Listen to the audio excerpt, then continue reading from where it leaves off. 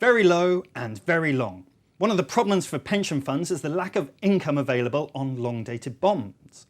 But are they in fact part of the problem due to the way regulators make them behave? To think about that question, we're joined by Mark Dowding of BlueBay Asset Management, where he is co-head of investment grade debt. Thanks for joining us, Mark. Well, thank you, Dan. So what is the problem here? It's that pension fund buying of long-dated bonds is pushing down yields. Exactly. Pension funds are being obliged to match their liabilities with similar dated assets. Consequently, with yields going lower and lower, with pension funds moving into deficit, we're seeing a situation that as yields go down, this is actually exacerbating further demand for these long-dated securities, driving up the level of prices when they've never been higher.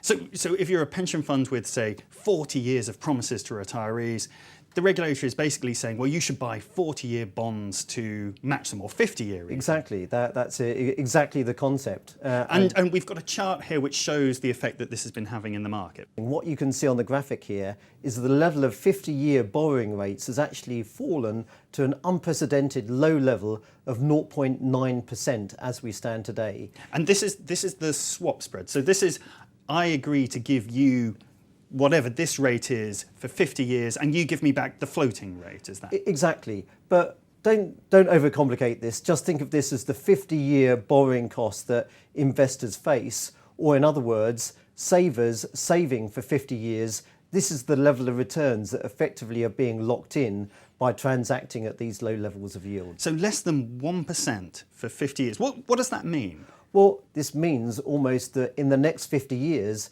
interest rates are never going up ever again. If you think about yields where they stand today, these are far below the expected level of inflation as per the Bank of England inflation target. So I would infer that effectively what we are seeing as a result of QE, as a result of pension fund regulation, is a situation in the market where you end up with excessive demand driving yields to levels which are unrealistically low.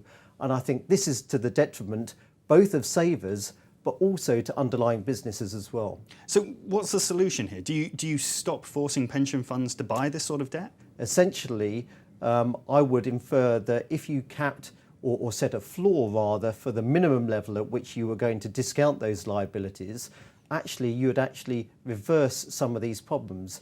For example, I would say that it would make sense to have a floor on the rate at which you are discounting liabilities at a level which is similar to the Bank of England inflation target at 2%.